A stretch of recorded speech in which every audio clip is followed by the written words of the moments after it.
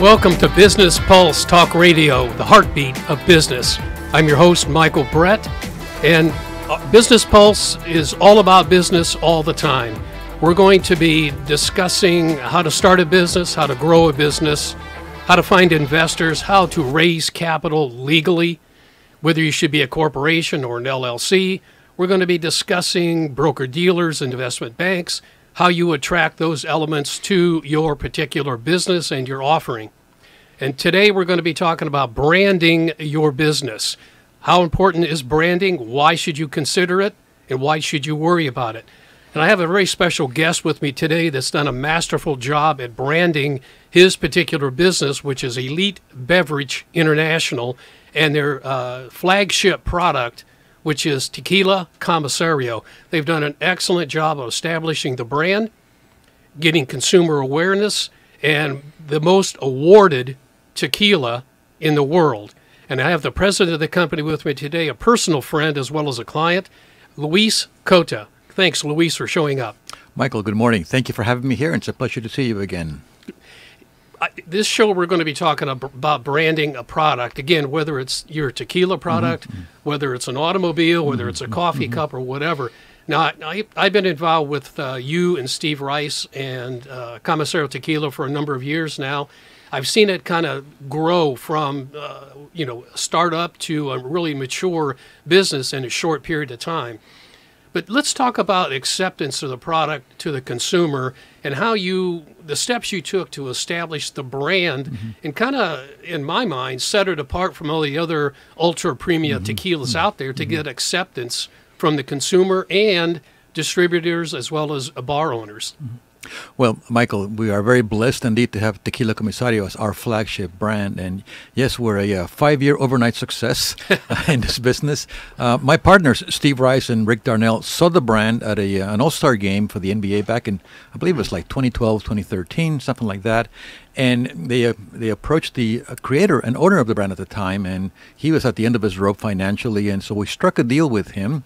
And the following couple 3 years, we spent a lot of our time branding or creating awareness for the brand from the point of view in our industry, in the wine and spirits world. It's all about how do you get consumer acceptance, and there's a number of really, really important competitions, if you will, on a global basis, whether it's China Wine and Spirits, which is the most reputable in Asia, whether it's the New York Wine and Liquor Experience, whether it's San Francisco Wine and Spirits Competition, Wine Spectator as a magazine, Cigar and Spirits as a magazine, and a number of local events that we've entered across the country to make sure that the brand garnered the right accolades and awards. And we've been incredibly blessed that we probably have the most awarded brand in the last 5 years, multiple double golds. And to be a double gold, you have to have every single judge unanimously say it's the best of the competition.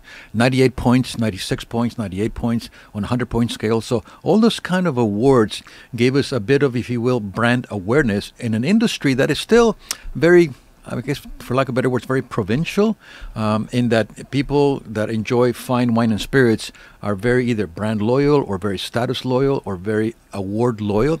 And in all those respects, we've scored very, very well. So as we've gotten all those awards, we've been able then to use that kind of a marketing push, if you will, then to be able to open doors with distributors and key accounts and large retailers and restaurants and bars and those kind of things. Let's talk just briefly about the awards process, just so the listeners out there understand. To get double gold, as you've done several times, it's not paying for it. It's actually having an excellent product, and like you stated, the judges have to be unanimous in their voting for that particular product. So if you could walk just briefly through that process for our listeners. Well, for example, on the 15th of June, we'll be attending, I think it's our 4th annual Cigar and Spirits West Coast Wine and Spirits competition, which will be happening at the Hyatt on Jamboree. And at that competition, they have normally between, I don't know, I'm going to guess 5 to 10 judges on a very anonymous, blind basis. We don't know who they are. They just come up to our booth and they do their actual tasting. They go from company to company, and they may be 10, 15 different spirits companies there, whether there's half a dozen tequila brands or half a dozen, whiskey brands and whatever it may be. So there's quite a bit of competition. And in our world, I mean, if I were to give you the numbers, it would astound you. In Mexico, there are nearly 2,000 tequila brands registered, and there's about 190 distilleries in Mexico. So there's a huge amount of branding competition. So to cut through the clutter is really important. So that double goal then, those judges have to make sure that that particular bottle, Comisario Blanco or Comisario Añejo, is the only one of the entire competition that was unanimously selected as the best añejo by all judges. If one were to choose something else, then we'll no longer get a double goal. They all have to unanimously agree that it's the best product in that competition, in that category. Now, is it a blind tasting that they do, or do they actually see your company name, Tequila Comisario? Do they know the name, or are they just tasting it blind? Most competitions are blind tastings. Yes, okay. They don't get to see what brand it is. There's no allusion to any kind of do they like this? Do they like that? Do they earn money from this? Earn money from that? No, this is totally blind, totally non-cash driven, if you will. Mm-hmm. I notice in some of the material I've read about your tequila is 100% agave. Mm-hmm. I really didn't know what that meant Mm-hmm. until I started, Mm-hmm. doing business with your company and talking to you about it. And I'm sure there's a lot of confusion out there with the consumers. I mean, there are so many different tequilas out there. I never really see on the bottle 100% agave like like on yours. Just cover that briefly with us for our listeners. 100% blue agave, which is the only agave that can be used for tequila, is native not only to Mexico, but also mostly to Jalisco. In Mexico, there are probably over 300 kinds of succulents or agaves. For example, mezcal, which is a little cousin to tequila, can use 9 or 10 different agaves for their mezcal. In the tequila world, we're only allowed to use 100% blue agave, and only from a very, very small growing region within the state of Jalisco and the 4 states that abut the Jalisco state. So it's a very limited area, only one type of agave. And much like cognac or much like champagne, it's the only region in the world where you can do that. So it gives it a very unique place to be from, a very kind of unique sense of land and terroir and soil and those kind of things. And so it makes it very interesting in that respect. In the old days, when you and I were in college, many decades ago, there was something called mixto tequilas, which were 51% agave, and the other 49% could have been distilled spirits, neutral grain, sugar, caramel coloring. It could have been a number of things, and that's what gave us the big headaches back in the 60s and 70s. Today's world, 100% blue agave tequilas by law can have nothing added to them. So not only is it pure fruit that is harvested in a very small selected area from Jalisco, but in terms of the distillation, fermentation, and aging process is nothing but pure 100% blue agave. The minute it's finished, there are literally every week inspectors in every one of the distilleries, and they put a seal on each barrel and each bottle. So not until it's finally finished into the bottle and shipped out has anybody ever touched it or added anything to it. Now, I notice you do double distillation of your product, oxygenation for smoothness. Those are kind of some buzzwords. Explain those, please. Yeah. I guess I'm sort of old-fashioned in that respect, Michael. Many brands in today's world say we are filtered 5 times, distilled 5 times, distilled 10 times. Well, the more you distill or filter a product, the more you take out complexities. And after a while, you've got alcoholic water left. So in our world, we believe that just 2 distillations is enough to get the essence of the alcoholic flavor you want and to still keep the pure essence of fruit. Agave per se, or 100% blue agave, it's got this very natural kind of earthy, peppery, spicy profile to it. So what you want to do with that is make sure that you maintain it, but kind of tame it, if you will, to a level that it's not overpowering or offensive. So you mentioned oxygenation. After our second distillation, we take that product and we put it into a stainless steel tank for 36 hours, and we shoot it full of oxygen. So every little drop gets broken up into 1,000 components, and when it gets reconstituted, it's just a little bit creamier, a little bit softer. It still retains that earthy, peppery, spicy flavor we want, but has just a little more elegant flavor to it, so it's not offensive, and it's still a world-class tequila. And then when you take our Blanco tequila, which is the base product, and put it into a barrel, after 2 months it becomes reposado, after 12 months it becomes añejo, and the little bit of impact from the barrel, which is a little bit of vanilla, cream, and oak, rounds out with the fruit flavors and makes it a beautifully balanced product with tons of complexities. I noticed you used the word fruit. Is the agave, is that considered to be a fruit, or is that No. is that a technical jargon? It's more kind of our industry terminology to talk Okay. about the fruit itself. But yeah, it's you know, it looks like a giant pineapple. I mean, when it gets harvested, it's probably the size of this table. It could be 100, 150 pounds. But when you take out away all the outside leaves, you look like little spines, and you have just the basic inside of the plant left. It looks like a huge giant pineapple, which then gets quartered and gets cooked and gets fermented and distilled. You have an 8-year-old agave coming out, extra añejo. Explain that one to us too. That's going to be an incredible project. When we picked that agave, it was already 8 years old. Then we put it into the barrel for another 8 years. So you could say that the project has 16 years within it. And the idea is to not only to put out a world-class product, but to also obviously use it to enhance the brand aura and awareness. We want to make sure that Comisario continues to grow in awareness as an ultra-premium, the best of the best in the category. And it's going to be, I mean, I've already tasted samples off the barrel. It's incredible, fascinating stuff, number one. Number two, it's going to be put in a 100% crystal bottle, hand polished, and it's a very, imagine a tall version of our bottle with a sash around it, so it's very elegant. It'll probably retail between $800 to $1,000 a bottle, but it's going to deserve that. We're only going to have maybe 10,000 liters. So that generates about 13,000 bottles. So very limited, very allocated, bottle counted, some signed by the tequila master. Maybe some will go to special events and charities and those kind of things. But I think it's going to be not only a fabulous product to enjoy, but it's going to also help in terms of the Comisario branding tremendously. You're listening to Business Pulse Talk Radio, the heartbeat of business, and I'm your host, Michael Brett.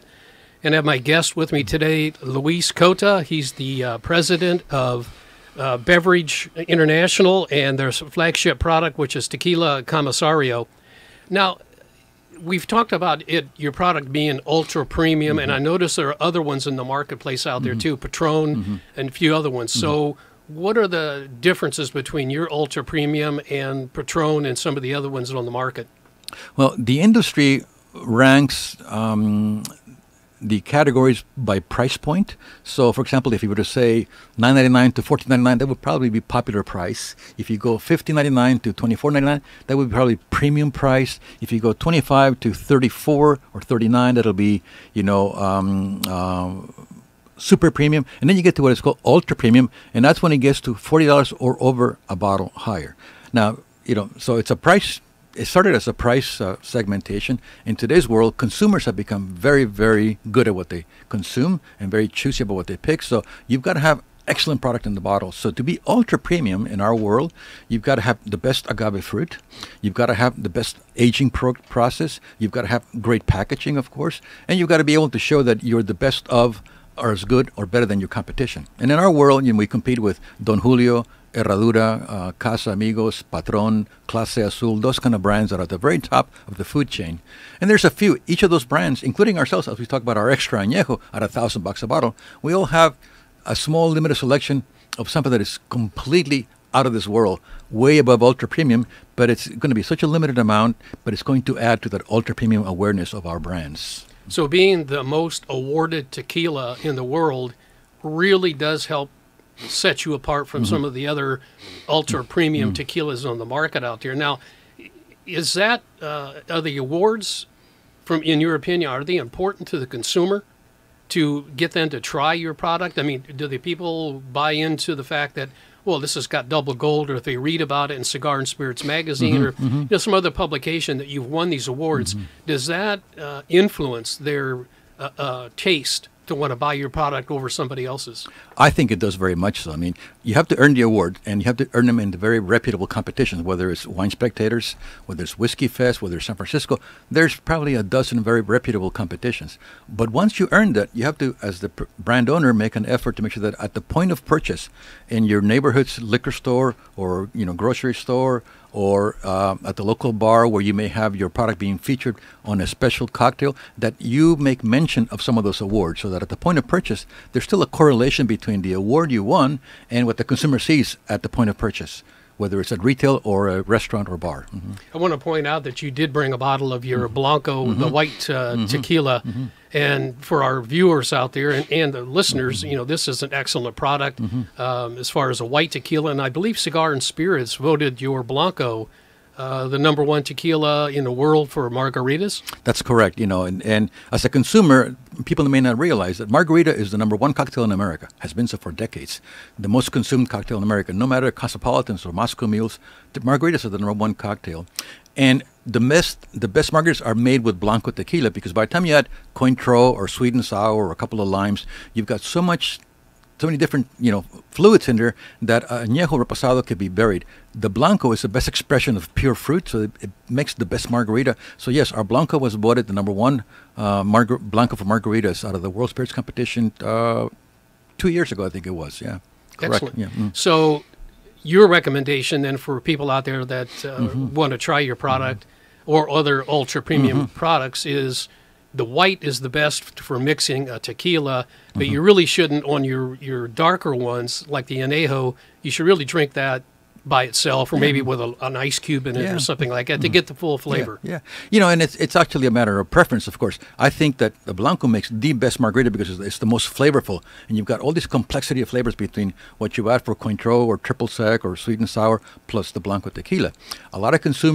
Some consumers like a softer style margarita, so maybe a reposado then makes it a little bit softer because the oak aging of that reposado makes that fruit flavor just a little more tame, so that might be their choice. But if you want a full flavor margarita that is very elegant, our Blanco is without any competition at all. And your product is going to be available in some of the Costco stores, I understand? That's correct. Actually, we've got a July 7th date for a scheduled bottle signing by country music star Chris Young. And then we'll do another one in Colorado. And then after that, we'll shortly roll out to Nevada and San Diego through a variety of Costco outlets. So, yeah, that's going to be, I think, a wonderful thing for this summer for us, for our brand. No doubt about it. Excellent. And then the T-Mobile Arena in Las Vegas, Comisario is going to be the premier tequila drink at 140 events they have year-round. I understand you signed a contract or get ready to execute that. So, T-Mobile is the number one ranked arena in the country. And they do the best events. The Las Vegas Golden Knights hockey team was a sensation. On their first year, won the NHL trophy, so they've become the darlings of the industry. Las Vegas receives like 69 million visitors from all over the world.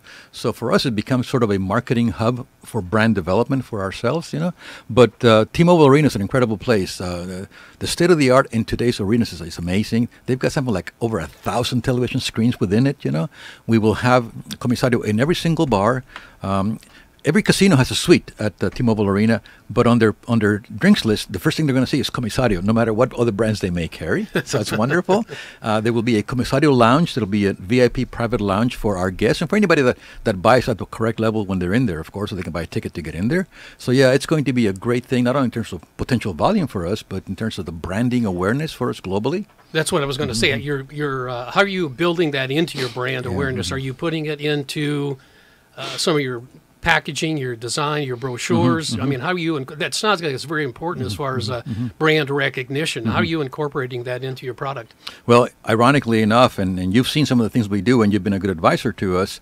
As we go forward, we've been raising money the last couple of years. We've really gone out of our way to try to be involved with the kind of events nationally or globally that are going to make people understand that we are a brand to be reckoned with. For example, earlier this year, we were part of a Super Bowl Music Fest in Atlanta at the Super Bowl.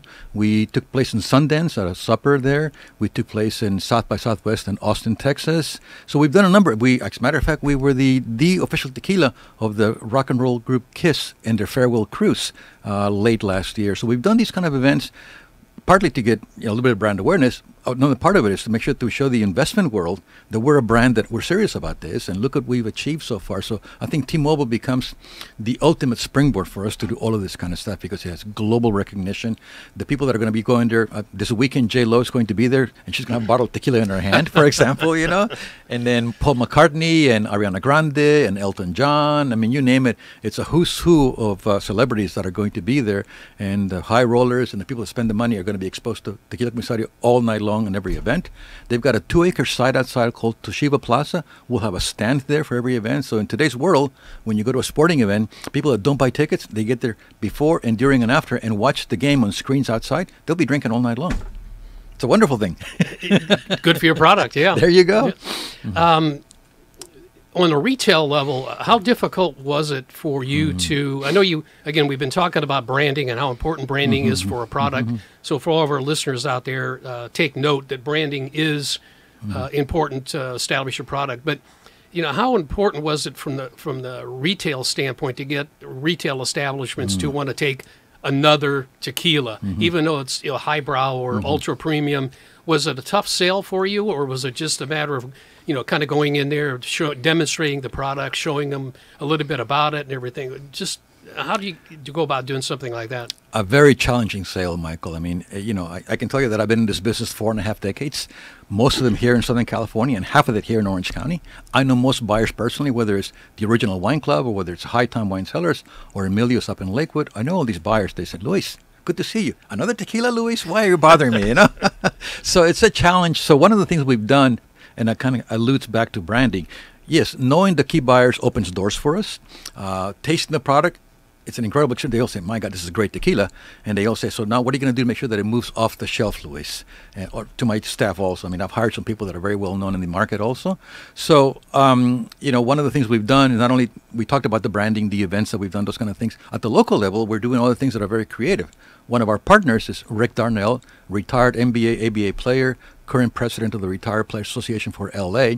And for example, just to give you an example of the creativity that it takes, High Time Wine Cellars here in Costa Mesa is one of the best wine shops in the Western United States. We're doing a 3.5-month promotion where once a month we'll have a celebrity from the NBA come in and do a bottle signing once a month for 3 months. And then the 4th month, we're going to tie in with a local restaurant on PCH, and between Tequila Comisario, High Time Wine Cellars, the restaurant, we think Soul Restaurant perhaps, and ourselves and the NBA celebrities, we're going to do a bottle signing, a tequila dinner, and that kind of thing at the very end. And they're excited about it. They're featuring Tequila Comisario at High Time Cellars. So it's a win-win for all of us. But it takes that kind of creativity to stand up from the crowd.